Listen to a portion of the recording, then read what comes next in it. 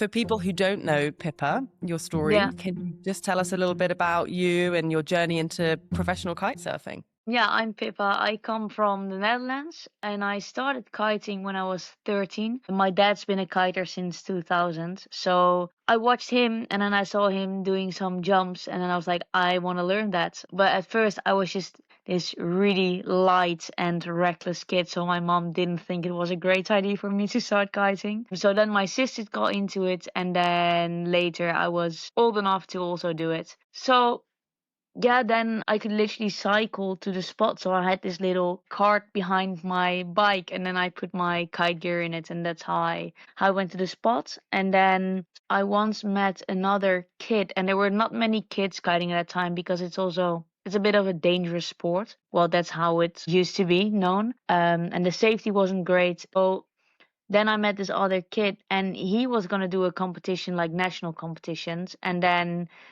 he taught me some tricks and was like, yeah, you should come as well. And then I did first like small, just kids comps, and then the year after I did the Dutch nationals, and I became last because I didn't understand the rules. You had to land everything in a certain box, and I was landing everything outside the box, so I had 0 points. But that really, really motivated, and I trained my ass off that year. Um, and then a year later, I got first in Dutch nationals, and I thought, I like this a lot. I'm good at it, so I should continue. And yeah, from there, I did youth world championships. Slowly got into the women's divisions, and then my career, yeah, started off basically. How old were you when you started, and how old are you now? Yeah, so I started kiting when I was 13, and I think my first youth like national small competitions were when I was 15, 16. And then I think, yeah, until my 18th, I did the World Youth Cups. And then I started basically from my 18th with the women's divisions already. So I would say I started pro when I was 18. Yeah. Cool. Still pretty young.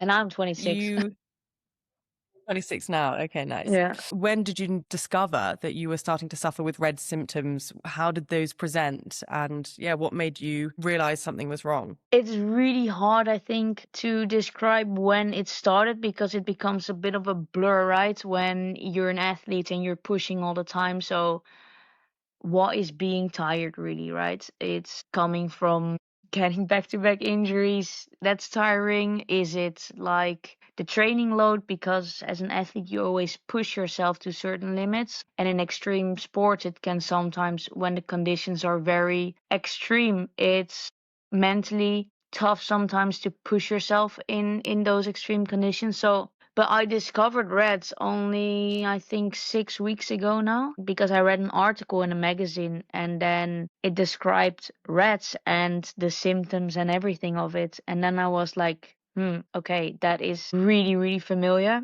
And then I looked it up.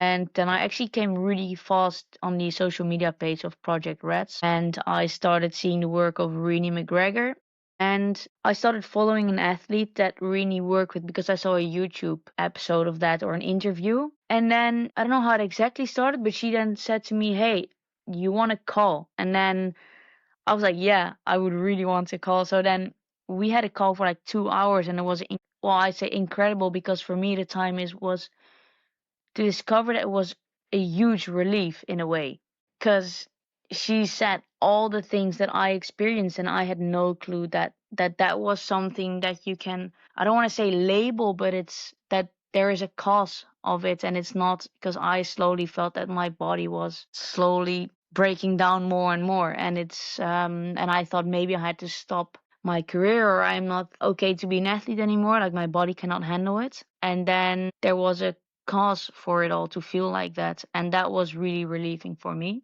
but obviously also really hard. Mm.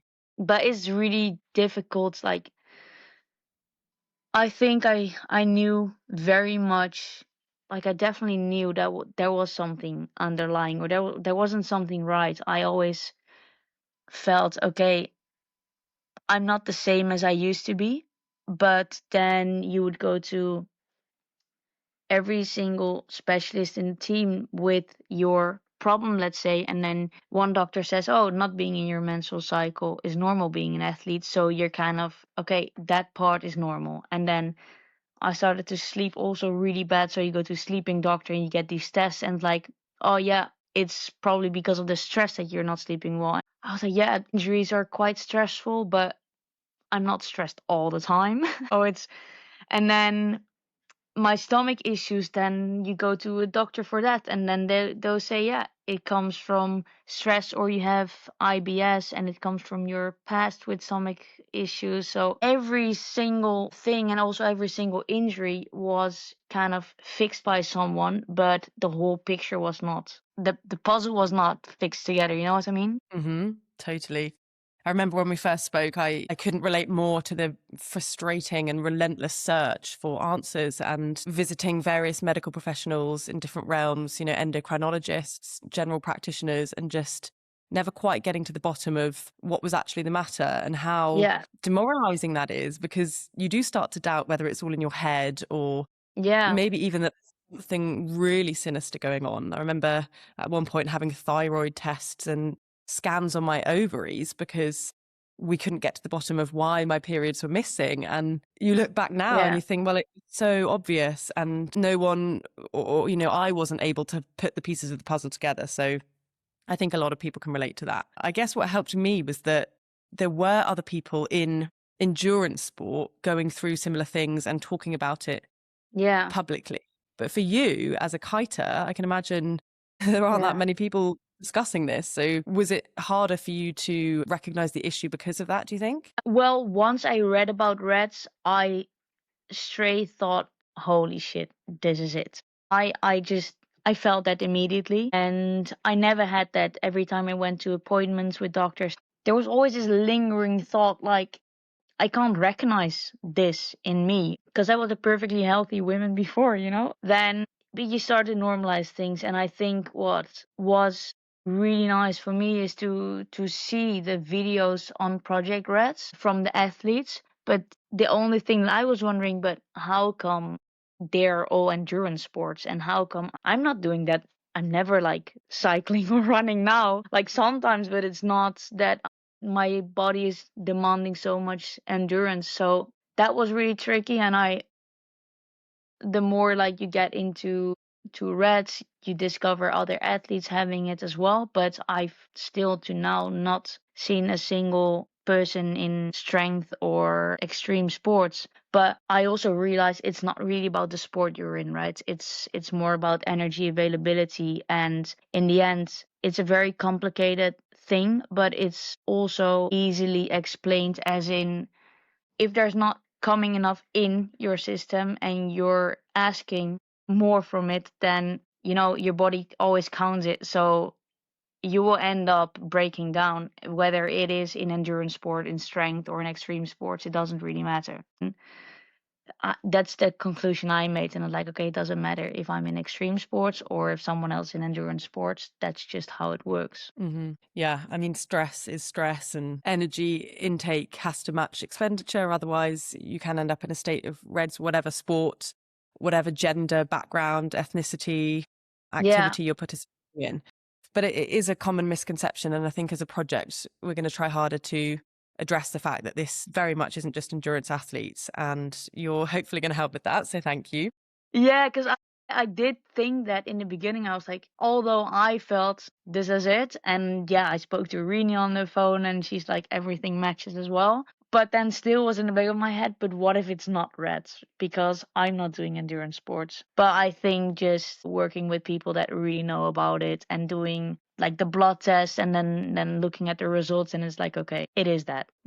I guess, even if you are an endurance athlete and you're met with this diagnosis, even then you can doubt yourself. You don't really want to believe that this is something you're suffering with, because often the action steps for recovery involve doing things you don't want to do, like Yeah. resting and eating. And so I think for me, even there was an element of denial that this was the issue. But then again, I was relieved to even have a diagnosis. So Yeah. it's a condition of contrast, mixed emotions. But yeah, I'm glad you got there in the end, and we can definitely do some work to to help others feel like, they're not alone for struggling in Yeah. their sport, whatever it might be. Yeah. Because I think because I got so many injuries in the end that I already felt, for example, on my last injury especially, I was like, something isn't right. I don't really experience being 1 month okay anymore, which is crazy. And then I thought, okay, something isn't right. And then when you figured out about Reds, then in my mind,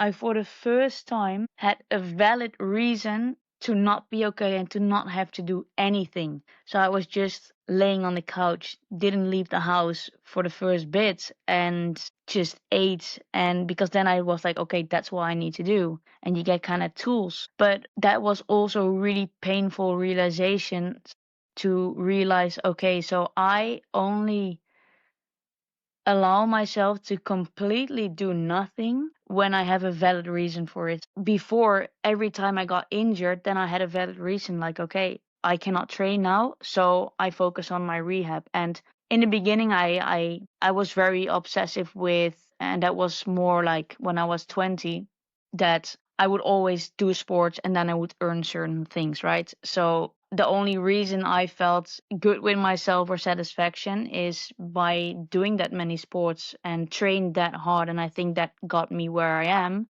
but it also made me suffer like today. And when I got all these back to back injuries, like from every single injury, I've learned a lot of things and very valid life lessons. And I definitely rested a lot more all the time when I got injured, because in the beginning you're like super hyped on, I'm gonna do everything it takes for the rehab, and then still you're trying to find ways to keep yourself busy. But then the more I got injured, I was like, yeah, I'm just gonna sit this one out.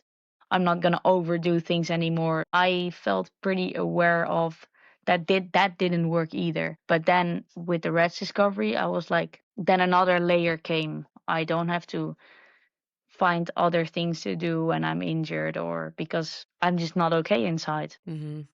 But it's hard to explain it in like a Right. nutshell because so many things happening, right? Hmm. Yeah, it's a complex web. You explain it so well because, as an athlete, you are programmed and conditioned to push through things, to keep going, and whether that's rehabbing an injury or Yeah. training for your sport. In a way, Red's recovery is the complete opposite. It's learning how to let go of control and do Yeah. nothing, do nothing productive at least, because we are having to learn how to approach things in a different way. And this Yeah. is one thing you cannot force your body to do. And you cannot fix it with hard work in that sense, No. anyway. Yeah. I guess in a way, the injuries did lay the foundations for your recovery because you were learning how to approach things differently. I think when I was struggling, I didn't experience injuries. That came later. It was more this overwhelming fatigue that was so ambiguous, literally no reason for it on paper. And I would go out for a run and I would get to a mile in and I would have to stop and walk. And it was so confusing Yeah, because that's crazy. my body was previously so good at doing that. I'd never experienced anything like it. So yeah, when I discovered the term REDS and this entire condition surrounding my problems, it was just this huge relief for me also because there was a reason and then a Yeah. pathway to a recovery. After figuring out Reds, then you got more injured. Well, yes and no. When I say more injured, it was just one injury and it was a bone stress injury, Okay. which, as you know now, is really common in Yeah. Reds. But because the body can take time to catch up to the effects of an energy imbalance, it did take me months to experience that because what I was doing today wasn't dictating how my body was responding. It Yeah, takes yeah, time to yeah, yeah, catch yeah. up. But I'd like to know from your experience, when you were restricting your energy intake and training really hard, did you experience an improvement in performance? Because that's one of the hardest things to overcome in Reds is that initially some of the things that you're doing that are harmful for your body do bring about some form of success, at least in the very short term. And Yeah. that can make things even harder to reverse. So how was that for you? Yeah, but that is something that is like right before I actually discovered about Reds, I was almost falling into that trap again of being like, okay, I got heavier now. I got my cycle back sometimes, but I feel so much worse. I felt I was injured all the time. I was, what you say, there was fatigue that I couldn't really place. And I compared myself a lot to my family. Like, they're playing paddle. My dad is serving every single day. And I couldn't keep up with my own freaking family. My parents are 60 plus. So who's the, who's the granny now? Like, is it me or is it my parents? And I was looking back to, or was thinking back of the moment where I was at my lightest of 47 kilos. And I'm almost ashamed by saying it because it's such a light number and I would never want to go back to that. But between when I was that light, I was performing so well. I felt so much energy and my career kind of took off in that period. So then it's really like, okay, but I kind of thought my body didn't have to digest so much food. So maybe it gives a nice rest that when you're, for example, not eating that much and then training, that you can just perform and you don't have to digest food anymore. And then obviously after your training, eat enough to kind of compensate for it. But these were thoughts that went through my head. It's like, why did I work so well in a period that I was actually in the most severe red state? I didn't know at the time. Looking back at it now, it was like that. So then it's now I'm like I'm getting just heavier and not feeling better. So what can I do to go to my previous state? And that was being that light. But I was also very aware of that that is not good. It cannot be good on the long term. But then luckily I read this article and got in contact with the other athletes and then I was like, oh damn, that's why it worked in the beginning and it's not working now. But when I talked to Hmm. about it with Rini, she's like, it is pretty crazy how long my body survived because to be honest I wasn't really eating carbs for I think 3 to 4 years, and usually a women's body especially cannot like go without carbs for that long. So I don't know how my body did it, but now we're here. Yeah. But I guess in your sport, kiting, it's predominantly males, is it? Is it Yeah, dominated by males? yeah, And perhaps they were participating in unhealthy practices. I'm just guessing here that they could perhaps have got away with. Men do typically get away with eating low carb diets for longer than females in terms yeah, of how the body responds. yeah. So do you think that maybe didn't help your case, and also not really having strong, positive female role models around you maybe perpetuated your own problems? Well, I do think that especially in the beginning now there's a lot more female getting into the sport, and I think a lot of females that are also like a really good example for the sport. So that is really nice. But at the time when I started, definitely there it was, well, now it's still very male dominated, but at the time even more. And that was the perception I have. I looked at the guys and they were ripped from head to toe. So I thought, if I train like that, if I look like that, I'm going to perform like that. So yeah, that was my reason to do it basically. And I think also, yeah, what you say is that sometimes you get then in an environment with certain trainers that are really happy to work with you because you're becoming this athlete. And if you tell me what I need to do and that is going to help my performance, I will just do it without thinking. At that time, especially because I was young and I didn't have my own opinions yet and I didn't know what was best yet. So you just want to do everything you can to reach the top. And yeah, I just didn't know better at that time. Yeah. No, and at age 18, when you started turning pro, it's such an impressionable age. You know, you sort of think that you're reaching adulthood, you should know your way around the world, but anything people say to you with regards to your performance, your body, or nutritional training, you do absorb. I wonder if you felt like social media also fed into driving damaging narratives towards, your approach to food and exercise as well. Like, I think like now definitely it's really harmful, not for me, I think, but more um because it is you see a lot of influencers these days that are really promoting, if they look good then they're promoting what they eat, they're promoting how they train, and it's going to very extremes now. Maybe these people are also in a state of going into ruts and then several years later they are facing all the consequences, and then now they've been promoting it to other people, so then these people will follow the exact program, but they're not exposed to the problems yet. And I think that is very harmful, because there's also a lot of dietitians, nutrition people, just, I don't know if I can call it amateurs, that are telling what other people should do without being qualified to.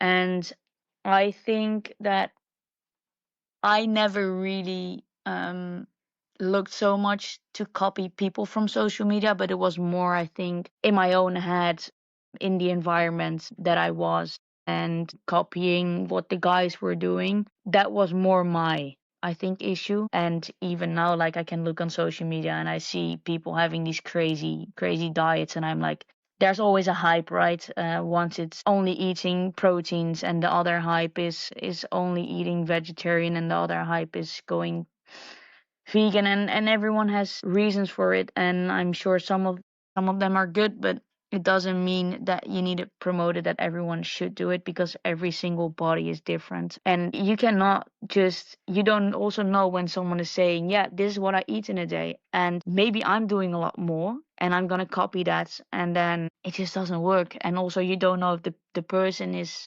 maybe eating perfect that day, but then the other days they're eating way more or way less. Like, you just don't know. And I think that is very harmful for youth, for older people, for everyone, basically. Yeah, for sure. I mean, it literally is just a snapshot in someone's day and someone's week, year. And I remember when we talked about this on the phone, it's so scary to imagine that someone who is entering into the red spiral is documenting their experience live without knowing that what they're Yeah. doing is going to be harmful in the long term. And Yeah. therefore they're spreading these really harmful practices of Yeah. restricting food intake, overtraining, of maybe even really subtle things that someone else is going to learn and then suffer themselves. And it's a real snowball effect, and it does really worry me. So it's really important to try to approach this from all angles and try to get the right people around you online and offline. So Yeah. yeah, it's complicated but possible. So interested in your recovery process. I mean, it's so raw still. You were only officially diagnosed about 6 weeks ago, so it's so early in the journey. But Yeah. how are you finding recovery, and has anything been particularly hard or particularly helpful? Well, I think the first week was the most cheerful week for me, I think, because then you figure it out and you feel such a big relief. And I was also really ready to figure it out. I think if I would have figured it out 3 years ago, it would have been quite a punch in my face. As in,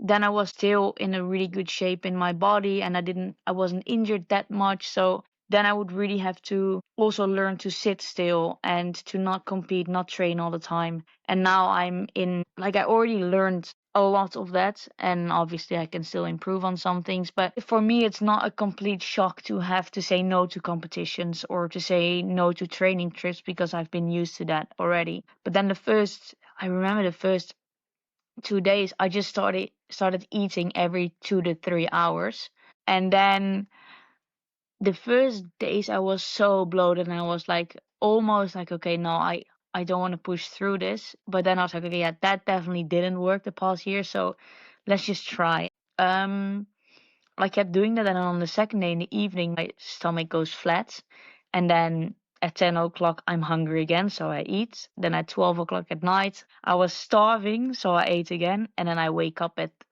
3 to 4 in the night again because I felt like I had a hole in my stomach all of a sudden. So then I had super weird feelings all in my over my body that I haven't experienced for a very long time, like my brain being super wired all the time. My stomach like digesting. I could go to the toilet every day again because everything was kind of suppressed and slowed down, and I was really not aware of that. So then I had kind of a relieving week, like, whoa, now I can go to the toilet. Whoa, now I can eat so much again. I'm hungry, because the hunger feeling was also away. And then my heart rate was going up because I had a really low resting heart rate as well. So a lot of things happened in the first I would say 2 weeks. And then my digestive system struggled after, I think, 1.5 to 2 weeks. So then it got back to being really bloated again, not going to the toilet that much anymore. And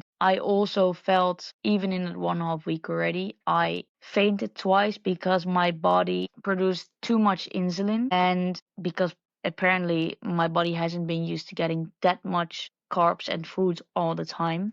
And it's not that I've been starving myself for the last 2 years, because I was eating, I had no restrictions, but it was hard for me to eat consistently because of the bloating and everything. But at that time, I was apparently already kind of trying to recover from rats, but I was not aware of it. I was eating normal carbs in my meals, but I didn't have a plan because I didn't know what was going on, right? So every time I would experience bloating, you kind of go back to, okay, I should maybe eat less portions, or maybe I should try fasting because it helped for me when I would have an early dinner and that I didn't have to eat that long, so my digestive system could calm down again. So that kept me in a very long cycle, but that's only when looking back at it now.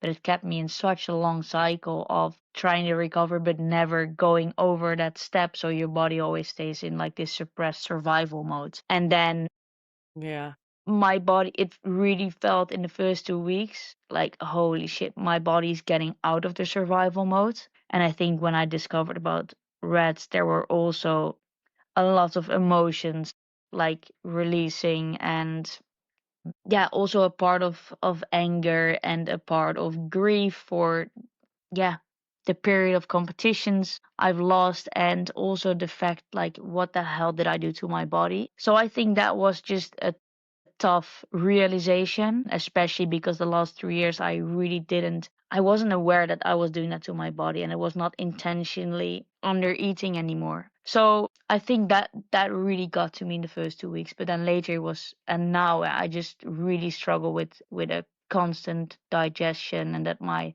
stomach as well. But now we're also figuring out if there is maybe like gut issues, so I'm doing tests for that, and I'm still in the process of doing all these things. But yeah, I have Rini by my side. I have a new sports doctor that's helping me out, and like there's a lot of things to it that I didn't expect. Like I was like, you need a lot of guidance in this process to make it work, I think, on the physical and on the mental side.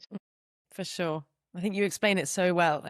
Um, it's definitely a team approach to recovery. It's incredibly Yeah, difficult to go it alone. And when you mentioned that 3 years previously you would not have been ready to receive the diagnosis, I can really relate to that, because I think when I first figured out what was wrong, I was doing it by myself on a computer, just researching things. I hadn't yeah, been officially diagnosed, and therefore I did try to believe it was anything but REDS, because I wasn't ready to take the action steps towards recovery. But the sad irony is that often you have to be at the depths of despair. You really have to reach rock bottom before you're ready to yeah. accept support with this. And that's one of the barriers we face to prevention, education on this, is that until you've experienced it, until you've lived it and really are ready to listen to someone who's telling you to do everything you don't want to do, it can be Yeah. very hard to accept. But it sounds like you're there and you're, doing what it takes now. And there are so many challenges, even in recovery. Once you know what the problem is, it's not straightforward, it's not linear. No, definitely not. But you know what you're working with, you have an action plan in place, and you have the right support around you. Well, we're still working on the plan now because it's a bit like difficult with the gut issues, because yeah, if your gut just can't digest the food and your body can't take the nutrition, it's obviously hard because that is what you need to recover from rats. But it's a whole picture. You cannot treat just one thing. It's like the whole body. But also it's hard to realize that there is so much harm necessary before figuring out about rats, right? Like it would have been nice to just have figured out way before, because I have done blood tests in the past as well, where, and this is really hard because I never want to put it onto someone else, because I really believe that, to be healthy, it's your responsibility as a person. Then you get a lot of misinformation and not communicating communicating things well in the past, and things haven't been communicated well with me in the past about blood results and things like that. And that has been a big learning curve for me as well. Like, check your own results, because otherwise I would have known this 2 years ago already, basically. But I just don't want to go too deep into that because I don't want to.